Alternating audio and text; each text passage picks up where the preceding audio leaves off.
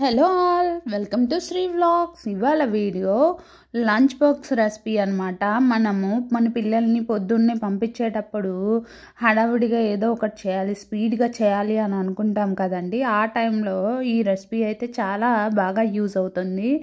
అదేంటంటే carrot rice. ఈ carrot రైస్ని ఎలా తయారు చేసుకోవాలో చూద్దాము. ముందుగా ఒక ప్యాన్ తీసుకొని దానిలో 2 టేబుల్ స్పూన్ ఆయిల్ హీట్ చేసుకొని దానిలో కొద్దిగా ఆవాలు, కొంచెం జీలకర్ర, కరివేపాకు, ఎండుమిర్చి వేసుకొని ఫ్రై చేసుకోవాలి. ఇలా చేసుకోవాలి. ఇంకొక వే కూడా ఉందండి.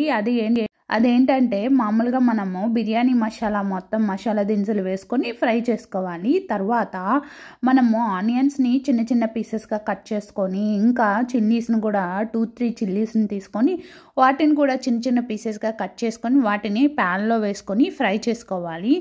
ఈ ఆనియన్స్ బాగా ఫ్రై అయిన తర్వాత మనమైతే క్యారెట్ని సన్నగా తురుముకోవాలండి.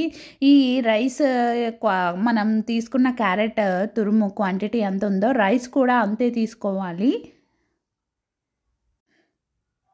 ఇవి ముందుగా అయితే ఆనియన్స్ వేగేంత వరకు మనం వేయించుకోవాలి.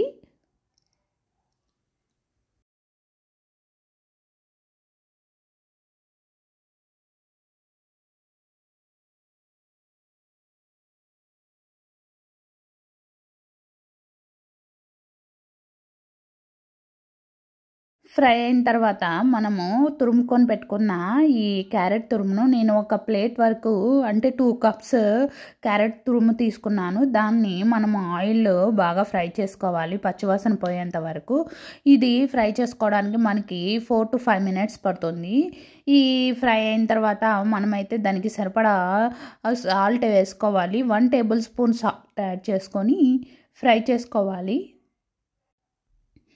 ఈ సాల్ట్ యాడ్ చేసుకొని ఫ్రై చేసుకున్న తర్వాత మనమైతే దీనిలోకి కారం పౌడర్ బదులు దానిలో మనము సాంబార్ పౌడర్ కూడా యూస్ చేసుకోవచ్చు. సాంబార్ పౌడర్ యూస్ చేసుకుంటేనే ఇదైతే టేస్ట్ చాలా బాగుంటుంది. సో నేనైతే సాంబార్ పౌడర్ బదులు నేను మామూలుగా ఏంజిన్ శనగపప్పు కారం ఉంటుంది కదండి, ఆ కారంని యాడ్ చేసుకున్నాను. ముందుగా అయితే మనము ఈ క్యారెట్ని పచ్చివాసన పోయేంత వరకు ఫ్రై చేసుకుందాము.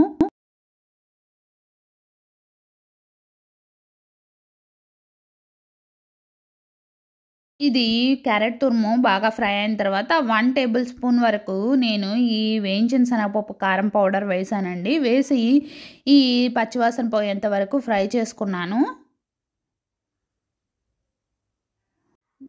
రైస్ అయితే నేను ముందుగా బాయిల్ చేసి పెట్టుకున్నానండి. ఆ రైస్లో కూడా కొద్దిగా సాల్ట్ యాడ్ చేసుకొని బాయిల్ చేసి పెట్టుకున్నాను.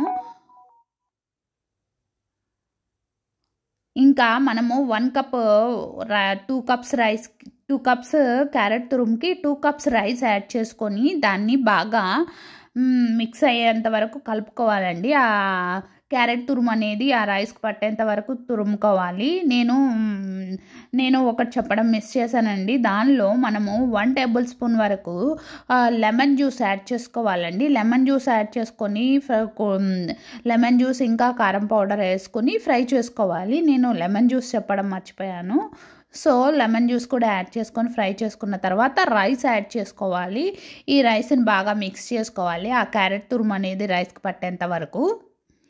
ఇదైతే పిల్లలు చాలా ఇష్టంగా తింటారు. టేస్టీగా చాలా బాగుంటుంది. మీకు కనుక నచ్చితే మీరు కూడా ట్రై చేసి ఎలా ఉందో కామెంట్ బాక్స్లో కామెంట్ చేయండి. నా వీడియో కనుక నచ్చితే please subscribe my channel. Thank you. Bye.